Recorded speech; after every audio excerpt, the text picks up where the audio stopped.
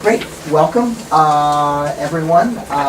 George, this is the first time you've been to one of our group medical visits, so welcome. The others have been here before, but we have sort of a smaller group today, so let me just take some time and review what we're going to do so you understand that, and then, if I recall, you're a fairly clever fellow, so if others go first, you should figure out what to do by the time we finish. But what this is this is a group medical visit, and we're now getting close to 4 years that we've been doing group medical visits.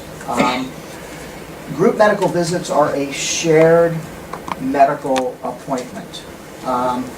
It started a little more than 10 years ago in California. Some docs started using it to treat high blood pressure, to treat diabetes.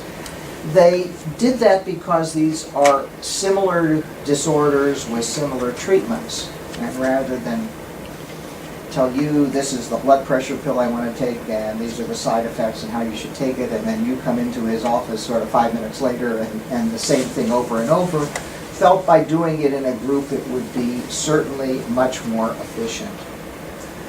We adopted this to be using it to treat both mood and anxiety disorders, and we did this because our belief is that the treatment, the psychological and biological treatments for both mood and anxiety disorders are very similar. Psychological treatments are actually identical, and the biological treatments, while they may be different treatments, the concepts of using those medicines are very similar. Take it for a certain amount of time. If it doesn't work, go to plan B, C, D. So it's very similar that way. And so that's why or how we've started doing that. It certainly is more efficient. We can see 6, 8, 10 people in an hour, where a typical psychiatrist will see 1 or 2. And while governments are very happy if we're more efficient, that's not the only reason to do that.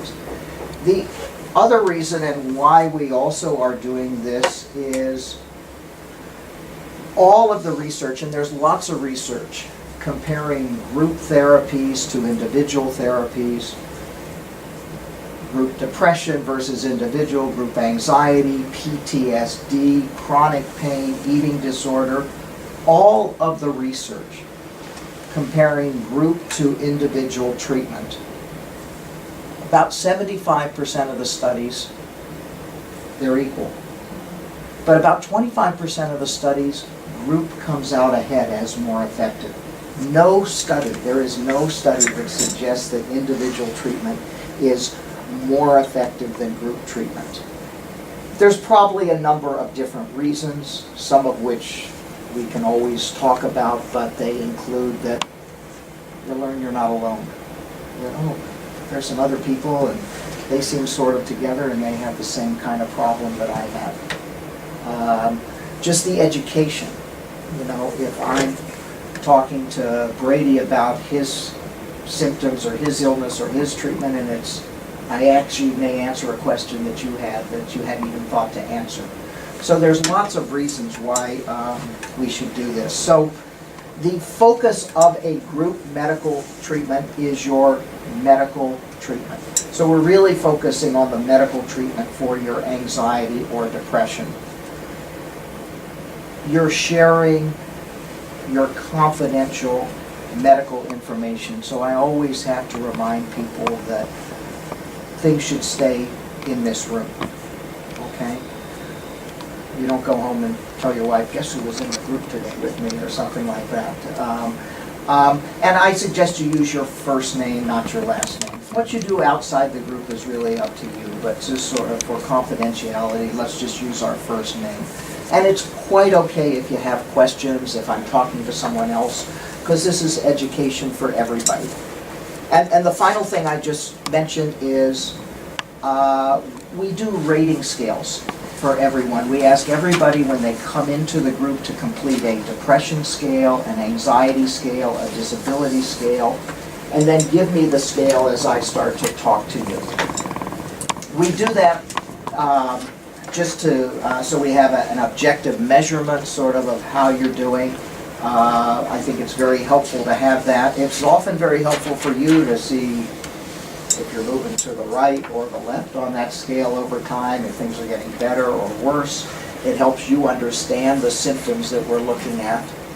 And the other reason that I do it, frankly, is if you have any kind of disability insurance claim, those insurance bean counters, they love numbers. And if I can give them 2 or 3 numbers, your claim goes through, it just flies through. There's no problem with that.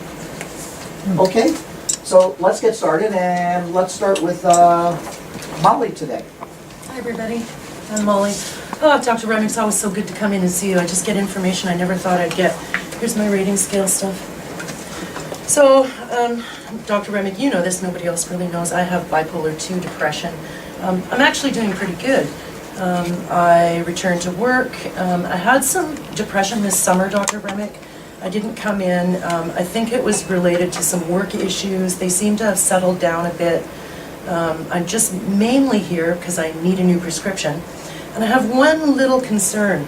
A while ago you put me on some lithium, and I've gained a little bit of weight from it. I don't know if it's a side effect, if that's normal, or I just need to hear what you have to say about that. I'm a little concerned.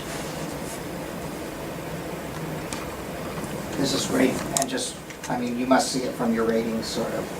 Everything's over on the left, sort of. Yeah. You're doing really, really well. Yeah, I'm feeling much better. If I could review for everyone, before we met you, you were having very significant episodes of depression. You were having 3 to 4 months a year where you were crippled. You were unable to work, to do anything. Totally. And once we made the diagnosis, we thought it was a bipolar depression. We put you on some lithium.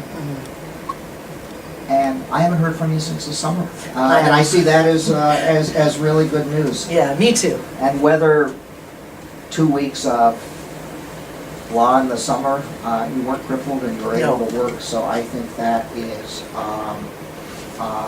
great. Okay. There is a risk of weight gain with lithium. And what we usually do particularly, it's a miracle. It's a miracle how you're doing. I'm feeling so much better. We need to treat the side effects rather than stop the effective treatment. Okay. So 2 or 3 things. In particular, you're likely to retain fluid.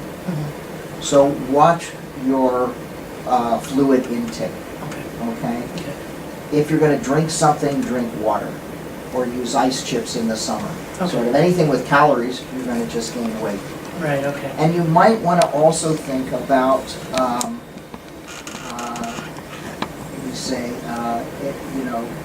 getting, expanding or sort of getting rid of some of those calories, i.e. some exercise or some fitness programs. As you know, we've just opened our wellness center here. We have a whole host of different fitness programs that we offer people. You might want to think about sort of looking at those and thinking about one of those. Okay. The only other thing I would say, you're doing great. I would stay on the lithium. Okay. And once a year you should do a blood test. We do a blood test just to check your lithium level and a couple of other things. Okay. Before you leave, let me give you a slip to do a blood test for you. Okay, and prescriptions too. And a prescription, I'll take care of that. Great. Thanks, Dr. You're doing Remick. well. Great to see you. Good. Brady. I'm Brady. I've been suffering from depression a long time, a couple of years now. I don't know, Doc. It's not working. I don't have any energy. I'm so irritable. I alienate my family, my friends. I don't even know if I have any some days. And then I get a call from my caseworker, just driving me crazy for the insurance company, and my anxiety is through the roof, and I don't know what to do. I don't know. Okay, so let me review things, and certainly looking at your ratings, sort of, we really haven't seen much change in the last few weeks. But if I can say, Brady, you had a bout of depression at about age 20, and you got all better. Yeah. Then it happened at age 30, and you got all better. And now, at 42, it's happened again. So all we have to do is get you better, and you'll come and see me in 10 years, right?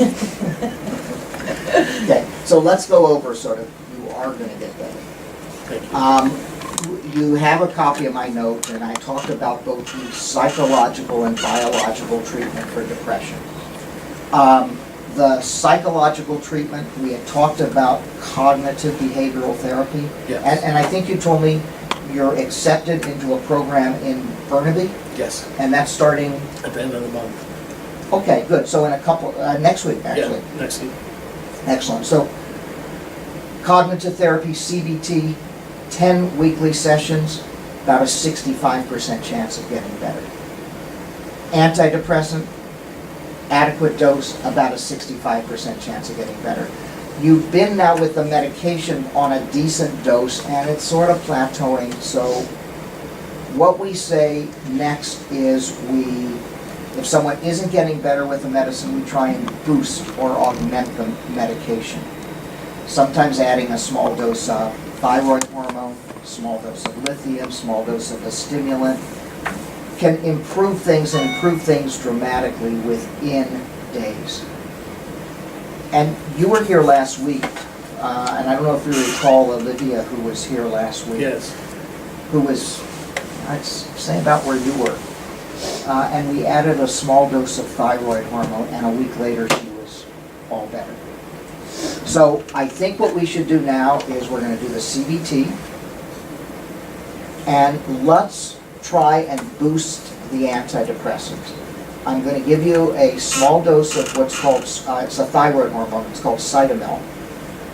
You're going to take it for a week, you're going to let me know how you're doing, and hopefully we're going to get you back on track. Okay. Okay? You are going to get better. Okay? Yeah, hang in there, Brady. I've been there myself. It's hard. Thank you. Yeah, it's hard. Lila?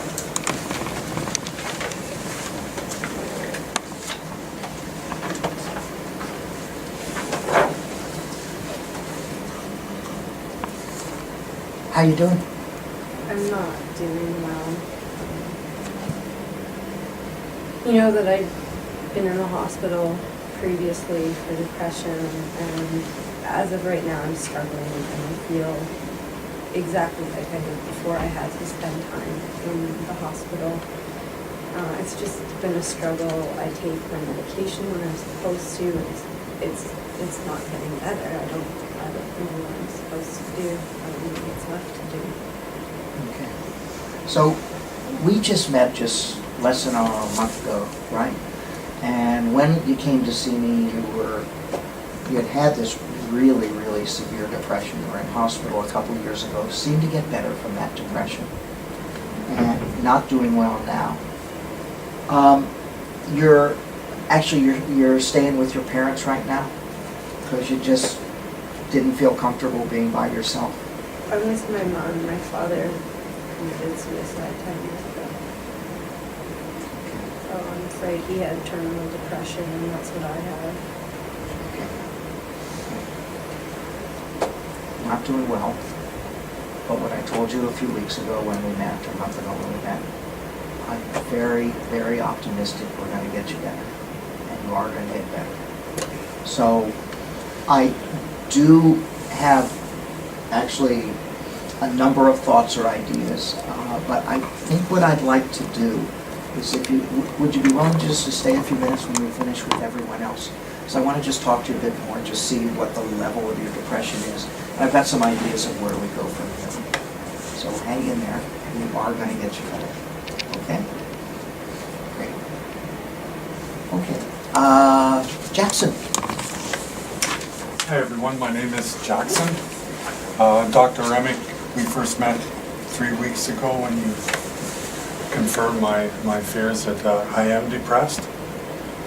At that time, you gave me a prescription for fluoxetine. Mm-hmm. I went home and I got the report in 2 days, thank you very much. And after reading the report, I decided to take your prescription to the pharmacy, and I've been taking it since. The only thing I noticed, I had a bad headache over the weekend that seems to have gone away. That's the only side effect, and if it doesn't appear to come back. So I'm also, I'm seeing the world just a little brighter. So I think there maybe is some hope. I just know, because you were here last week, just even on the rating scale, it's moved a little to the left. Your number is a little lower than it was last week. I don't know if you recall what you got on that last week, but it is actually quite a bit less than it was. Okay. So hopefully we're on the right track. Again, much as I mentioned with Brady, treatment can be psychological or biological. You had asked for a name of a therapist you could see for cognitive therapy. Have you followed through on that yet? No, I haven't. I actually haven't thought of it since. Okay. You might want to keep that in mind, because that can be very helpful. The cognitive therapy, not only can it help the depression, but it also can make you much more resilient, sort of, at warding off depression in the future.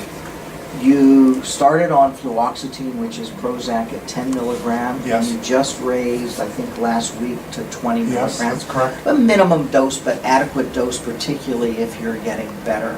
Mhm. So we should probably keep on that dose of medications. Just in terms of the headaches, the most common side effects, actually I'll just say, go back, about 50 to 60% of people who take, whether it's an antidepressant, an antipsychotic, an anti-anxiety, a mood stabilizer, actually don't have any problems with it at all. Okay. About 30%, 30 or 40% do have some moderate side effects. And about 20% sort of, what's roughly 40, 20, just can't tolerate it at all. Most common side effects with antidepressants can be either gastrointestinal, nausea, loose stool, upset stomach, or headaches. Those often seem to happen right when you start the medication.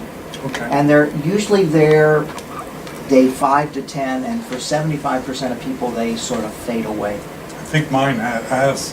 So it happened in that period of time, and so hopefully that will be just resolved in your, and then otherwise you're tolerating it okay?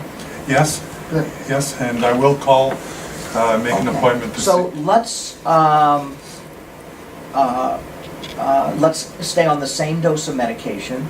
Antidepressants typically start to work at about day 10, which is right where we are. About 60% better at week 3 to 4.